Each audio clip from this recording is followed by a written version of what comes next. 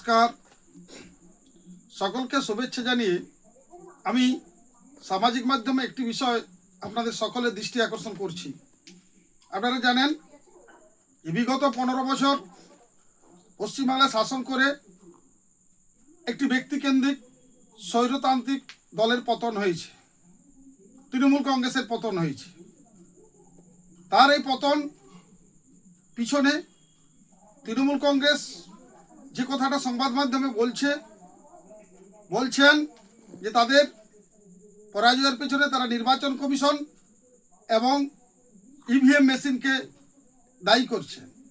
তাদের সাথে এই ব্যাপারে কংগ্রেস দলও তাদের সাথে তাল মিলিয়েছেন, কংগ্রেসের নেতারা। আমি আপনাদের দৃষ্টি আকর্ষণ করছি, এই ভারতবর্ষে ইভিএম এর সূচনা হয়েছিল, নির্বাচন ক্ষেত্রে ইভিএম এর সূচনা হয়েছিল কংগ্রেসের আমলে। তাই কংগ্রেসের মতো একটি জাতীয় দল তারা এই ধরনের প্রশ্ন তুলে কি করে প্রমাণ ছাড়া? আসলে যে বিষয়টা আমরা দেখছি, মানুষ তার আত্মসমালোচনা করে না।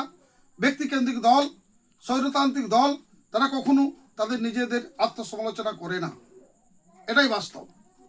কারণ এই তৃণমূল কংগ্রেস 15 বছরে পশ্চিমবাংলাকে শিক্ষা, স্বাস্থ্য, কর্মসংস্থান সহ নারী নিরাপত্তা, আইন শৃঙ্খলা সহ সকল বিষয়ে ভারতবর্ষের শেষতম প্রান্তে নিয়ে গেছে। তারা এটা ভাবেন না।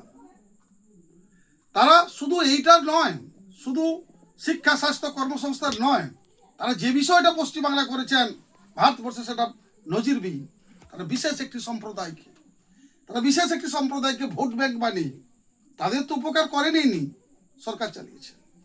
আর তাদেরকে কিছু ক্ষেত্রে ব্যবহার করা হয়েছে, যেটা রাজনীতিতে হয় না। আমাদের নরেন্দ্র মোদী যে সরকার, সবকা সাথ সবকা বিকাশের যে সরকার চালাচ্ছেন দেশ জুড়ে, যেটা বর্তমান পশ্চিমবাংলার সরকার, সেই পথে এগিয়ে চলছে। কিন্তু বিগত সরকার, তৃণমূল কংগ্রেসের সরকার কিভাবে চলতো আপনারা জানেন। এই দুষ্কৃতীদের তারা কি করতেন? ভোট ব্যাংক বানাতেন, রাজনৈতিক স্বার্থে ব্যবহার করতেন, তোলাবাজি করতেন। এলাকা এলাকায় সিন্ডিকেট, এলাকা এলাকায় যে বিভিন্ন যারা সমাজ বিরোধী কাজের সাথে যুক্ত, তাদেরকে নিয়ে তারা দলীয় কার্যকলাপ চালাতেন। এটা আমরা সবাই জানি পশ্চিমবাংলার মানুষ। কিন্তু দেখুন, মাননীয় মুখ্যমন্ত্রী, আপনি ধর্মকে নিয়ে রাজনীতি করেছেন। আপনি হিন্দু ধর্মকে গন্ধা ধর্ম বলেছেন, আপনি হিন্দু ধর্মের উপর আঘাত দিয়েছেন, একটি বিশেষ সম্প্রদায়কে আপনি তুলে ধরতে চেয়েছেন, বলেছেন দুধেল গাই। আসলে সরকারের এটা ধর্ম নয়, সরকারের এটা কাজ নয়। সরকারের কাজ হচ্ছে যে ভোট দিয়েছে তার পক্ষ, যে ভোট দেয়নি তার হয়ে কাজ করা। যেটা আমাদের বর্তমান প্রধানমন্ত্রী বলছেন, আমরা তাদেরও কাজ করব যারা আমাদের ভোট দিয়েছে এবং যারা ভোট দেয়নি। আপনি সেটা বলেননি, আপনি প্রকাশ্যে মঞ্চে বলেছেন দুধেল গাই। এটার মানে কি? এটা হিন্দু ধর্মকে আঘাত দিচ্ছে। তাই হিন্দুরা আজ ঐক্যবদ্ধ হয়ে তাদের ধর্মীয় তাদের অনুভূতিতে আঘাত দেওয়ার জন্য তারা একতা হয়েছে। কারণ আমরা জানি, আমরা 47 সালের পূর্বে এই বাংলা ভারত ভাগ হওয়ার সময় ওপার বাংলার হিন্দুদের কি অবস্থা হয়েছিল, এটা আমরা সব ভুক্তভোগীরা মাত্রই জানি।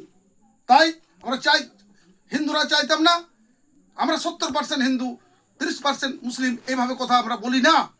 আমরা মনে করি একটা সরকার সমদৃষ্টিতে কাজ করবে, সেটা আপনি করেননি। আপনি আজ বলছেন ইভিএমের দোষ, আপনি আজ বলছেন নির্বাচন কমিশনের দোষ। এটা আপনার মতো একটা ব্যক্তিকেন্দ্রিক দল, স্বৈরতান্ত্রিক দল এটাই বলবে, এটা মানুষ জানে। কিন্তু আমরা লক্ষ্য করছি বর্তমান সরকার যেভাবে চলছেন সেটা সবাইকে নিয়ে চলার চেষ্টা করছে, এমন দুষ্কৃতির কোনো রং দেখছেন না, যে দলেরই হোক না কেন। এটাই তো সরকারের কাছ থেকে মানুষ চায়, সরকারের কাছ থেকে মানুষের তো এটাই প্রত্যাশা যে সরকার অপরাধ যেই করুক অপরাধী রং দেখে না। কিন্তু আপনি দেখেছেন। আমি শুধু বলতে চাইছি, হেলমেট কেসগুলোর ক্ষেত্রে আপনি কি করতেন? পুলিশ জেলা হেলমেট কেস দিত, একটা বিশেষ সম্প্রদায়কে আপনি ছাড় দিতেন। এটা কি? তাই বর্তমান সরকার, মাননীয় শুভেন্দু অধিকারী যেভাবে সরকার চালাচ্ছেন, পশ্চিমবাংলা মানুষের কাছে আস্থার অর্জন করেছেন মাত্র 1 সপ্তাহের ভিতরে। আমি যেটা বলতে চাইছি, সকল পশ্চিমবাংলা মানুষের প্রতি আমার আবেদন, সরকারের কাজ সকলের স্বার্থ দেখা, সরকারের কাজ নাগরিকের স্বার্থ দেখা, সরকারের কাজ অপরাধীর বিরুদ্ধে রং না দেখে বিচার করা। তাই আমরা এই পশ্চিমবাংলা সরকার যেভাবে কাজ করছে আমরা সকলেই গর্বিত, আনন্দিত। এই সরকার সঠিক পথে চলছে। আর পূর্বতন সরকার শুধুমাত্র পশ্চিমবাংলাকে পিছনের দিকে টেনে নিয়ে গেছে, ধর্মীয় উস্কানি, ধর্মীয় মদত করেছে, সাম্প্রদায়িকতা মদত দিয়েছে, বিভাজন সৃষ্টি করেছে। তাই মানুষ 2024 সালে যোগ্য জবাব দিয়েছে নির্বাচনে, ইভিএমে। আমি তাই বলছি, ওসব ভুলে যান, নিজেদের আত্মসমালোচনা করুন, আসুন বিরোধী উপযুক্ত বিরোধী দল হয়ে আপনারা কাজ করুন, কিন্তু মানুষকে বিপথে ভুল পথে নিয়ে যাবেন না। আমি পশ্চিমবাংলার তথা ভারতবর্ষে যারা বিরোধী রাজনীতি করেন, একজন সাধারণ মানুষ হিসাবে, সাধারণ কর্মী হিসাবে আমি বলতে চাইছি, গণতন্ত্রে সরকার বিরোধী উভয় দলেরই ভূমিকা থাকে, কিন্তু সেটা গঠনমূলক, ধ্বংসাত্মক নয়। আমি অনুরোধ করছি আপনাদের কাছে, আগামী দিনে পশ্চিমবাংলাকে ধ্বংসাত্মক রাজনীতি পথে নিয়ে যাবেন না।